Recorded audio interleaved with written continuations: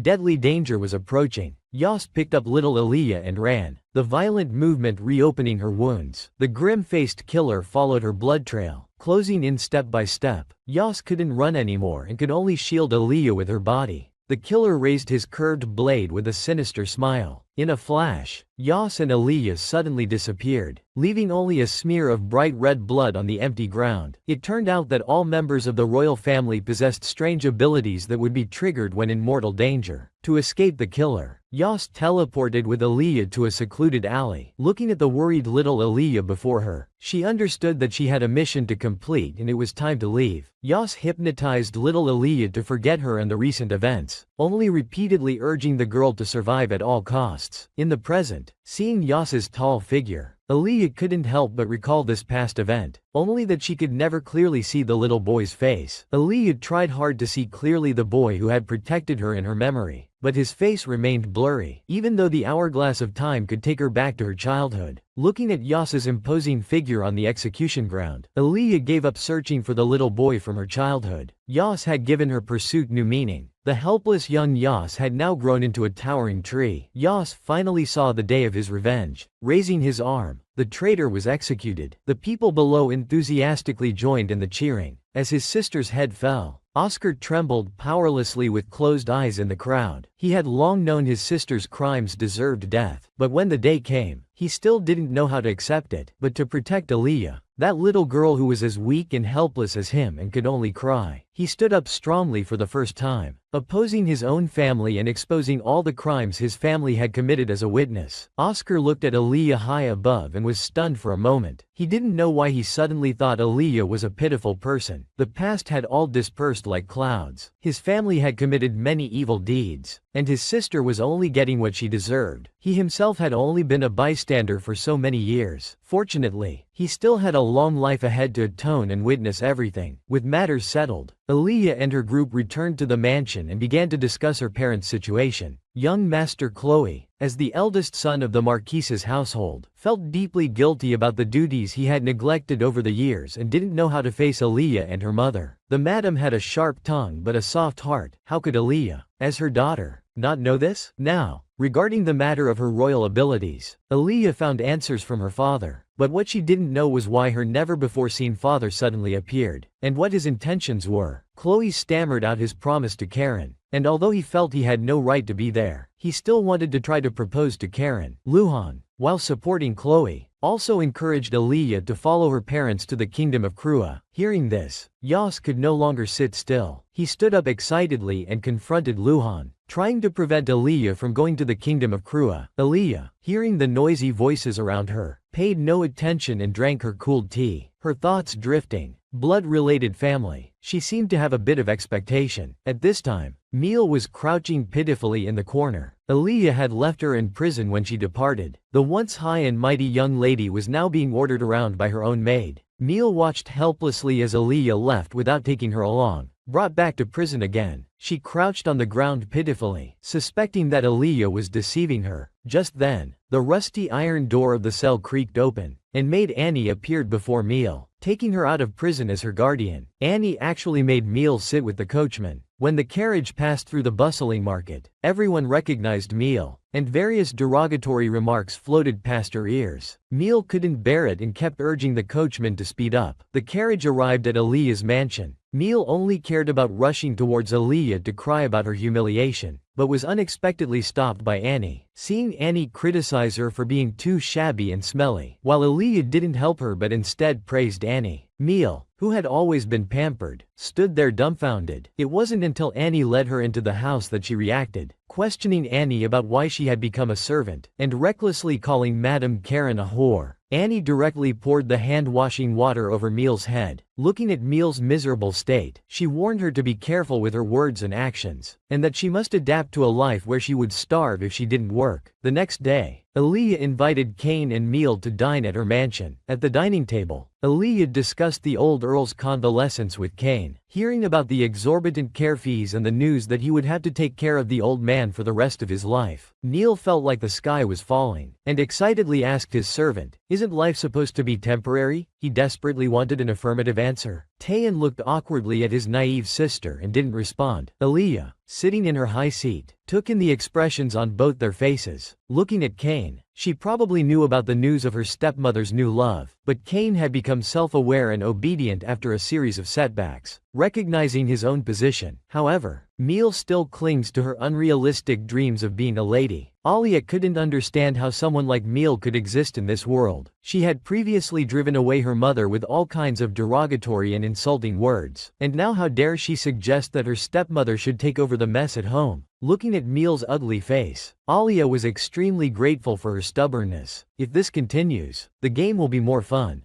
How could Meal willingly be burdened by her paralyzed father for half her life? What surprising performance would Meal give if she pushed her further? Alia looked forward to her becoming even worse, to become a strong argument worthy of her revenge. The once arrogant and evil Meal, now reduced to a street rat, can only make a living as a servant at home to survive. Now, her father can no longer provide her with a comfortable life, lying in a nursing home, requiring her to pay exorbitant care fees. Meal maliciously hopes her father will die soon, to avoid burdening her for the rest of her life. At the dining table, Alia specially invited Kayan and Meal, just to watch this show. Just as Meal was unrealistically fantasizing about continuing to be a haughty noble lady in her stepmother and stepsister's house, the maid Annie interrupted her words. Meal, embarrassed and angry, mocked Annie's commoner status, hoping to shut her up, but Alia seemed not to hear her speak, focusing on listening to Annie's complete viewpoint, and even expressed strong agreement. Meal felt extremely wronged. She didn't understand why she couldn't continue being a noble lady and had to work to support her father, but she couldn't refute Alia's words, so she could only lower her head in silence, silently hating everyone present. The next day at noon, Meal returned to her work post. As a duke's daughter who had never done manual labor, how could Meal understand how to do a servant's job after hearing it just once? She put the water bucket in the middle of the corridor, accidentally kicking it over and wetting her colleague's dress. Seeing that it was the reckless Meal causing trouble again, Annie punished her by not allowing her to eat lunch and making her wipe the floor dry. to teach her a lesson. Since Meal became a servant, she has only caused more trouble. The original servants in the residence now have more work to do. They gossip in the corners expressing their dissatisfaction with her, but due to Meal's former status as a lady and Annie's care for her, they dare not show it openly. Alia has been paying attention to everything happening in the mansion. After dinner, she took Annie to her room to talk, hinting that she should be stricter with Meal. Unexpectedly, the kind-hearted Annie naively believed that with her help, Meal would become as positive and upbeat as herself. While they were discussing, Meal, who hadn't finished her work, barged into Alia's room with the maid Jessica. Alia received a wedding invitation from her good friend Lady Sarah, and Annie was excited about this banquet. After the Duke's family's downfall, the Marquise's family was thriving. At Lady Sarah's wedding banquet, all the noble ladies would attend in full dress. Annie was secretly thinking that her lady must outshine everyone.